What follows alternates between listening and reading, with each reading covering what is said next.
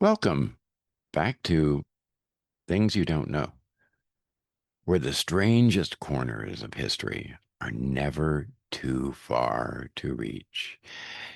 To- Today, we're heading deep into the back roads of Appalachia to explore a modern American legend that still haunts West Virginia to this day. The Mothman. A winged humanoid creature, glowing red eyes, sightings before disasters. This story has it all. Folklore, paranoia, cryptozoology, and yeah, even the men in black. Ooh, I've been waiting for this one. The Mothman is one of those tales that hits kind of differently.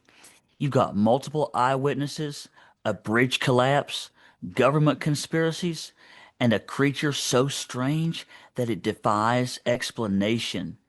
Wow. Whether you think it was real or mass hysteria, there's just something about it that sticks in your brain. I can certainly agree with that, Chandler. This mystery, ladies and gentlemen, doesn't come from medieval manuscripts. Check out our Children of the Green if you want to know about that. But this comes from 1960s newspaper reports, first-hand interviews, and a rapidly evolving Cold War culture. The Mothman is modern folklore with deep psychological roots. So grab a flashlight and maybe a tinfoil hat. We're going to Point Pleasant. So the sightings begin. So, Dr. Deneen, walk us through the first known Mothman encounter. How did this strange creature enter the public eye? Well, Dr. Weaver, it's amazing. The first major sighting occurred on November 15th, 1966, as I said, in the small town of Point Pleasant, West Virginia. Two young couples, Roger and Linda Scarberry, and Steve and Mary Malliette, were driving near the site of an old World War II munitions plant known as the TNT area. They claimed to see a terrifying figure, about 7 feet tall, with large wings and glowing red eyes. When they drove away, the creature allegedly flew after them, keeping pace with their car at speeds exceeding 100 miles an hour. Now that is creepy. You're out in the woods at night and something flies after your car. And the fact that there were four witnesses gives it a little bit more weight. Exactly. They were shaken enough to report it to the police that same night. They weren't the only ones. Over the next 13 months, more than 100 sightings were reported. Some described the Mothman standing in fields, others said it perched on buildings or appeared near the Ohio River.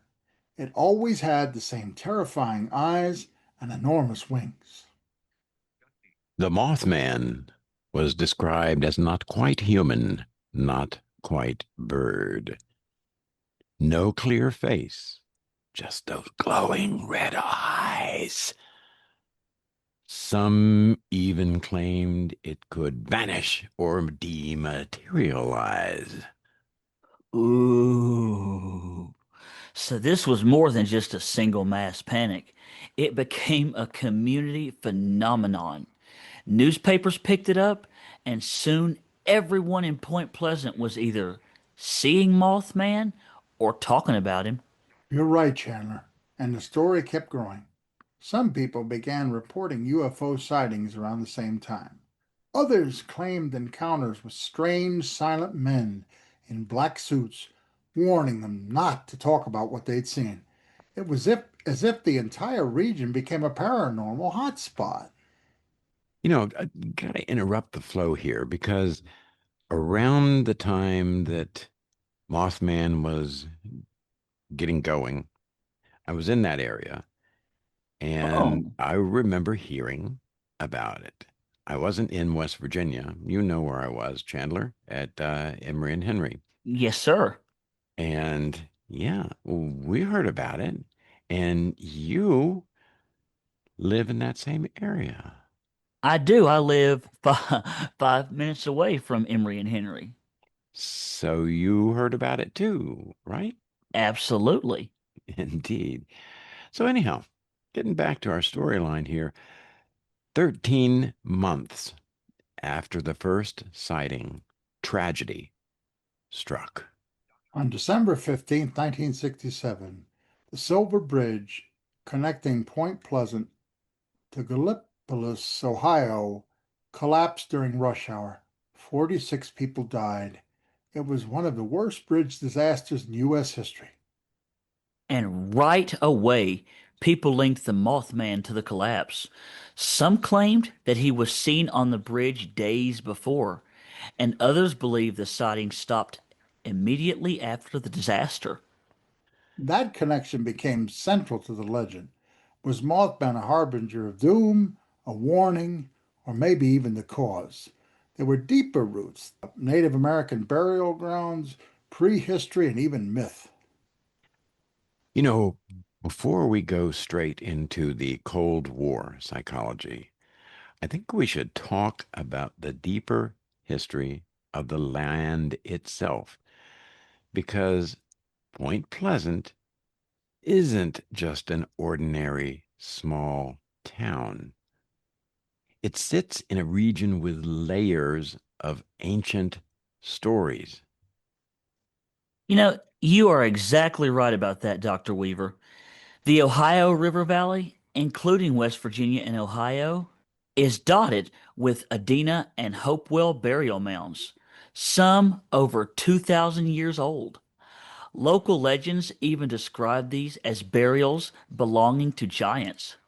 It's not hard to imagine how those stories can blend into a modern monster myth, is it? No, it isn't.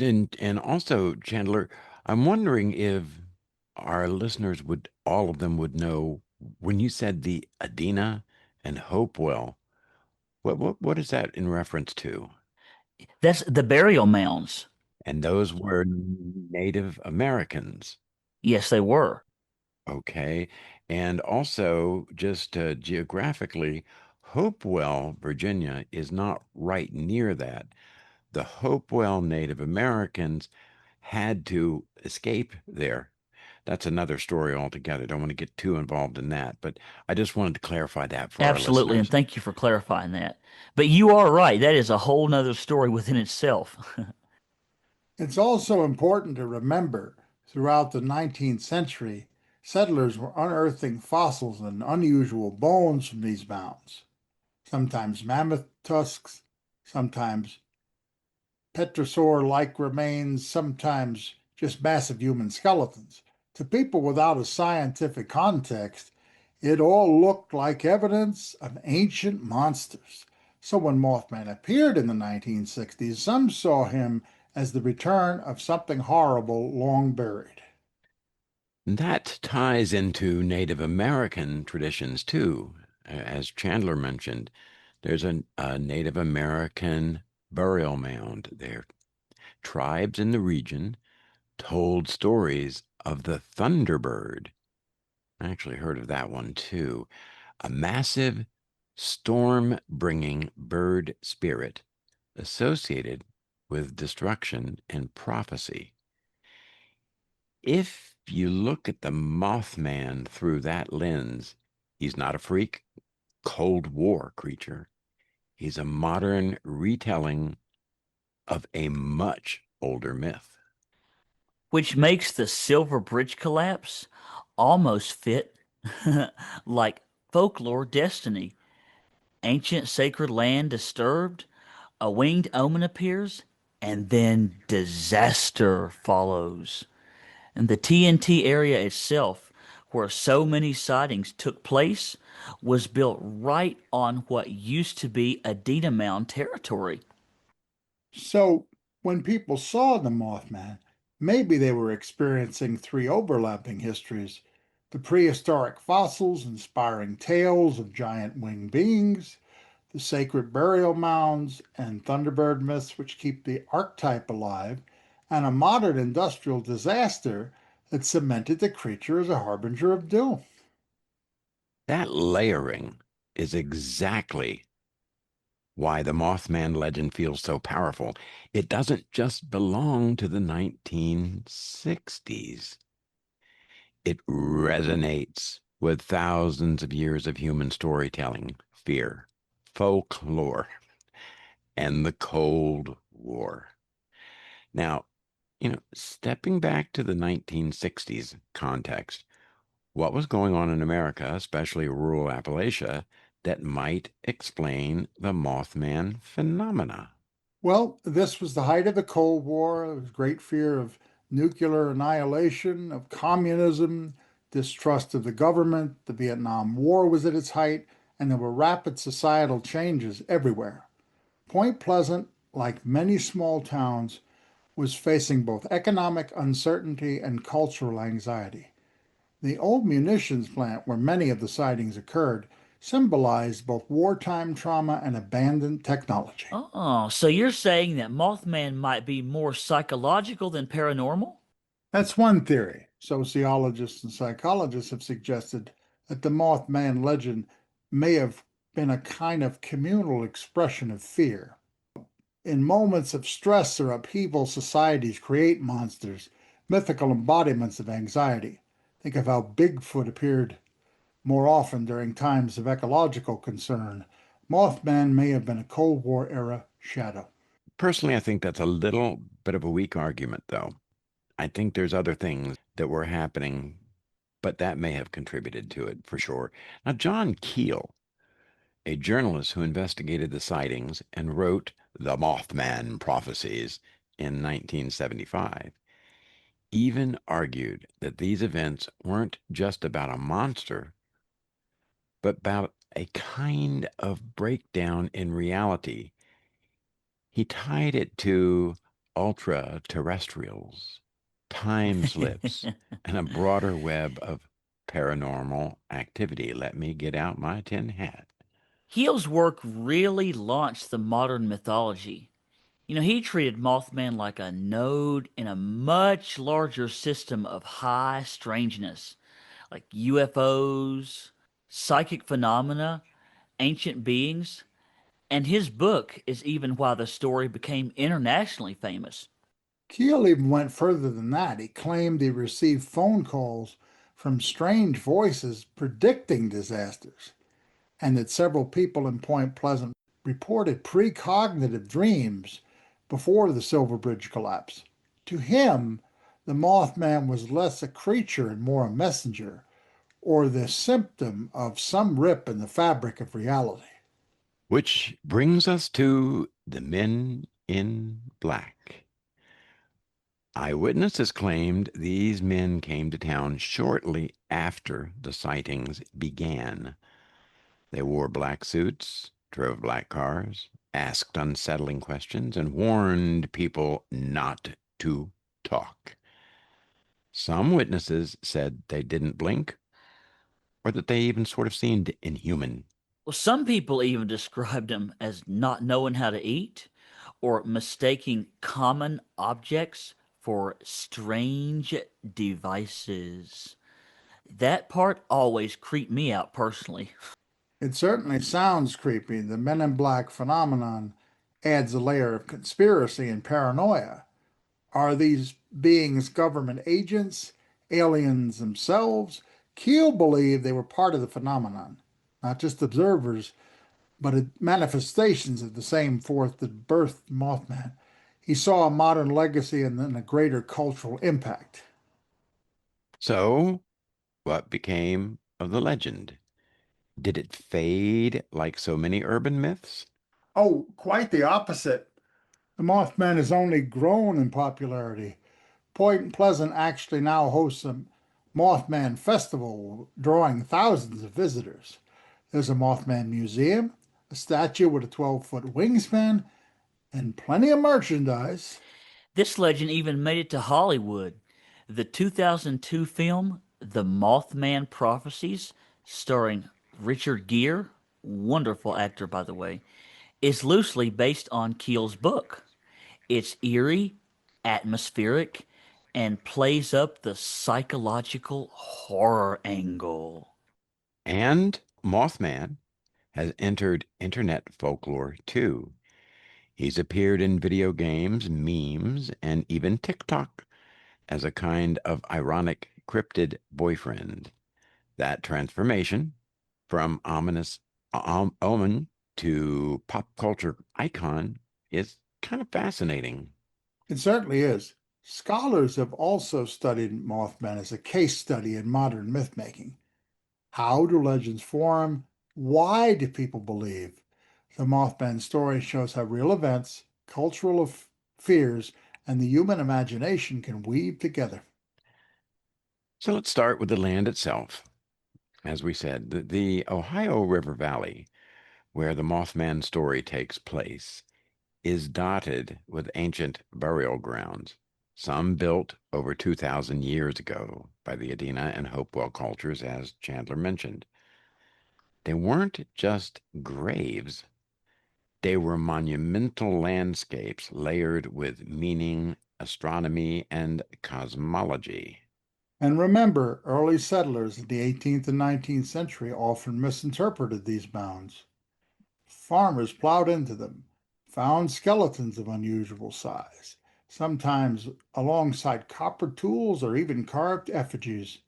Reports, some exaggerated, some possibly authentic, spoke of giant bones or elongated skulls.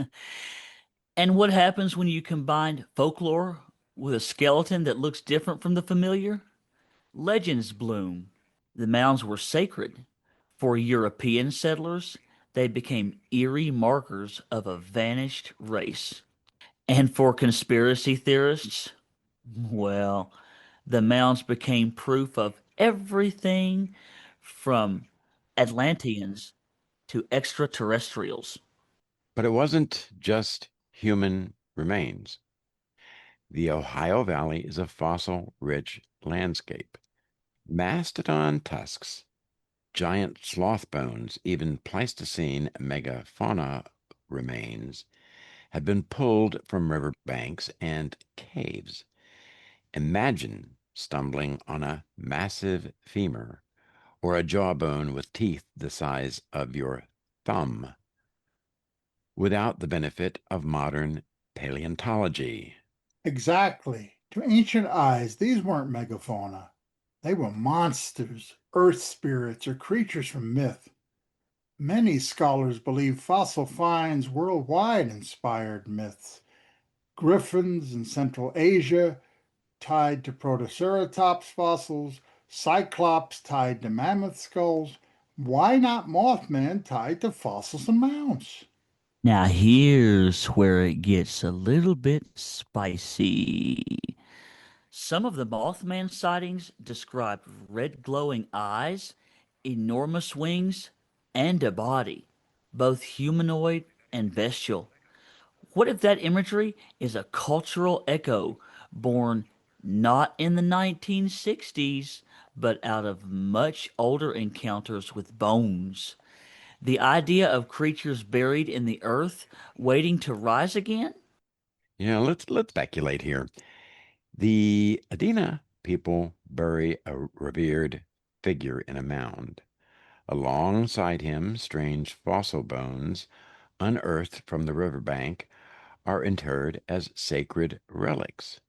Over centuries, oral traditions fuse the human and the monstrous into a guardian spirit of the mounds. Fast forward to the 20th century. Locals in Point Pleasant have grown up with whispered tales of strange presences near the mounds, half spirit, half beast. Then in the 1960s, as anxiety about nuclear power, Cold War tensions, and environmental changes rise, sightings of a winged figure crystallize into the legend of Mothman. So, what people saw may have been more psychological than physical, but the archetype, the winged guardian or avenger, was seated by those ancient encounters with fossils and burial mounds, a subconscious inheritance, if you will. And then there's the so called curse of Point Pleasant. The 1967 Silver Bridge collapse, which killed 46 people, was tied in folklore to Mothman's appearance. But decades earlier, local stories spoke of Chief Cornstalk's curse, laid down after his death in the late 1700s. Chief Cornstalk, a Shawnee leader, was murdered near Point Pleasant. The burial mounds in the region, sacred to native cultures, were often desecrated by settlers.